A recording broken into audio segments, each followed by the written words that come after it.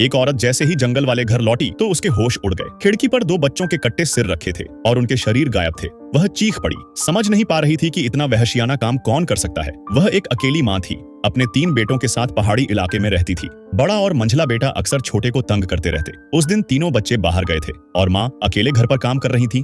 तभी एक शिकारी वहां आ पहुंचा। ये शिकारी पहले उसके पति का दोस्त था, लेकिन अब उसकी नीयत खराब हो चुकी थी। अक्सर बहाने से आता और इधर उधर की बातें करता। इस बार भी उसने वही किया, लेकिन जब महिला ने उसे टाल दिया तो वह गुस्से में धमकी देकर चला गया कि ये जंगल उसका इलाका है और बच्चों को संभाल कर रखना। उस रात महिला ने बच्चों को सख्त हिदायत दी कि किसी अनजान को दरवाजा न खोलें। अगली सुबह वह जंगली फल लेने निकल गई और बच्चों को अकेला छोड़ गई। जैसे ही वह गई, 2 बड़े बेटे फिर छोटे को सताने लगे। तभी बाहर कुछ अजीब आवाजें सुनाई दी। खिड़की से झांकने पर कुछ नजर नहीं आया, लेकिन बड़ा बेटा बाहर निकलने की जिद करने लगा। माँ की चेतावनी को नजरअंदाज करते हुए वह छोटे भाई को धक्का देकर बाहर फेंक देता है। तभी शिकारी झपटता है, दरवाजा तोड़कर अंदर घुसता है और बड़े बेटे को बेहोश कर देता है। फिर एक एक कर दोनों बड़े बेटों को बेरहमी से मार डालता है, लेकिन छोटा बेटा छिपने में कामयाब हो जाता है। कहाँ, ये कोई नहीं जानता। शिकारी बच्चों के सिर काट ले जाता है, शरीर गायब कर देता है। शाम को माँ लौटी तो घर का मंजर देख वह टूट जाती है। छोटा बेटा जैसे तैसे बाहर आता है और सारी कहानी बताता है। अब माँ के लिए सिर्फ एक रास्ता बचा था, बदला। अगले दिन वह शिकारी को घर बुलाती है। उसे लगता है